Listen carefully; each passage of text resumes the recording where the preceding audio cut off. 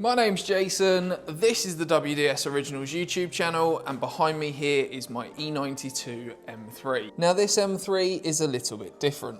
As you can see, we have a V10 engine and a DCT gearbox. And in episode 1, I showed you both the two cars, how they came about, and of course, we started the process of taking that M6 apart. And if you haven't seen that video, head over to the channel and go check out episode 1. And if you already have, then this is just a quick little recap before we get into today's video. And of course, if you enjoy today's content, please don't forget to hit that subscribe button, as there is plenty more content to come on this car. So I guess it's now time to get into today's video, where we're going to be tearing apart this S85 before it gets installed into that E92 M3. And one of my main focuses of today is going to be doing the rod bearings. So without further ado, let's get into it.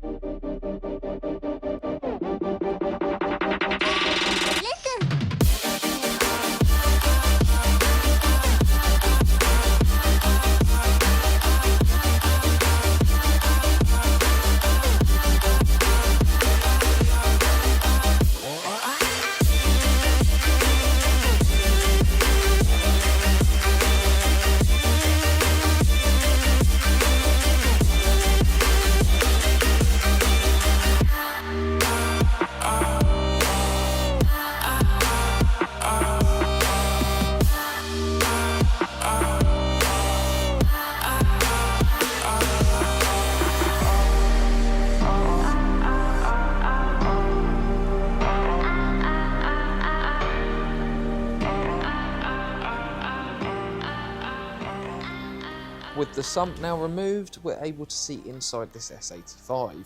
And as we can see here, it's actually on its original bearings. So we're going to remove those bearings and show you just how bad they are. A quick top tip, whether you're doing this in the car or outside the car, I would always advise laying everything out exactly as it was removed. This way you won't get confused when it comes to the rebuild process. It is always good practice to use new hardware and new gaskets, which is exactly what we're going to be doing today. Now fortunately for us, we have the support of Ultimate Velocity and also the V10 Shop, who supplied us with all these parts we're going to be using. So a big shout out to them, and their links are in the description below. Now for us, it's time to get into the nitty gritty. It's time to start removing these old rod bearings. And if you ever take this process on yourself, don't forget to label everything and remember the orientation of the caps. Here's how I keep myself organised. I label every single cylinder and then top bearing and bottom bearing. Now let's start this job by removing the old bearings. And as you can see, the first few that came out in pretty good shape. That's because this car had a very good service history and had regular oil changes. However, it wasn't long until I noticed one that was very worn. And as a result of this, I decided to get the plastic gauge out and check my bearing tolerances. For those of you who aren't familiar with this, what this will actually do is tell you the exact gap between the bearing and also the crankshaft. Every engine will have its own specific requirements, and if your bearing readings come out correct, then you don't need to have any machine work done, and you don't need to use oversized bearings. Now as you can see, I managed to check mine, and they were perfectly within spec. This meant I could simply put the new bearings in and go through the process of torquing them down correctly. Depending what bolts you've used will depend upon your torquing procedure. Now I decided to use the OEM bolts, obviously brand new ones as they are stretch bolts, which means that I have to follow the original manufacturer's torquing procedure. So after applying a little bit of assembly lube, it was time to start doing that torquing down procedure, which when you're using the original bolts on the S85 engine is a very lengthy process. Believe it or not, you actually need to repeat the process 3 times for each cylinder. So the process is simply 6 Newton meters, 20 Newton meters, 130 degrees, and then release. And as I say, you need to do that 3 times. So it is definitely advised to make a grid, very much like we did here. This will enable you to keep on top of it and understand exactly where you're at. Now I'm not going to bore you with the ins and outs, but I'm just going to show you that we start with 6 Newton meters, then move on to 20 Newton meters, and then as I say, that full 130 degrees.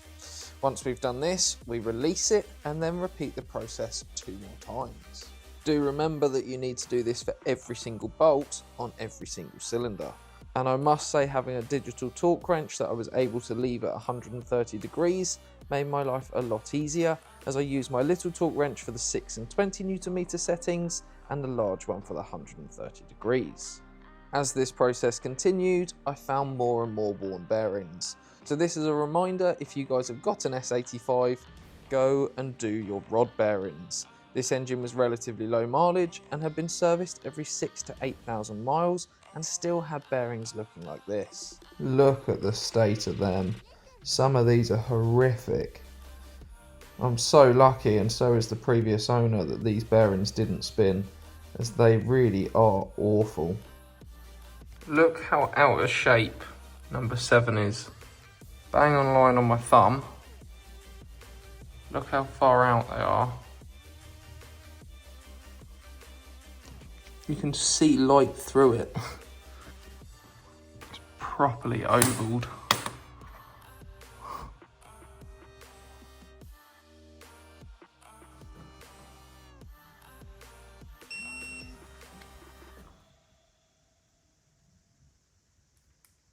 So there we have it. That's the rod bearings changed on this S85 V10 lump that we're going to be putting in that E92 M3. Now, in order for this to go in the E92, we actually required a modified sump. Now, I will show you how we modified this sump in future videos, but for the purpose of this video, we shall just install it and come back to that at a later date. Now, you can see we're giving it a damn good clean out. We'd actually already had this ultrasonic cleaned, but just to make sure that there is no metal swarf in there, as that would be the last thing we'd want given that we've just done these rod bearings. And after changing various other things like the oil Vanos line and putting a load of new gaskets on, it was time to fit that modified sump and then flip that engine back up the right way, as we'd finally completed the underside refresh. If you guys are currently enjoying the content on this car, I'd kindly ask you to hit the like button and subscribe to the channel to stay up to date, as in episode 3 we're going to be doing all the fabrication and getting this S85 in this car once and for all.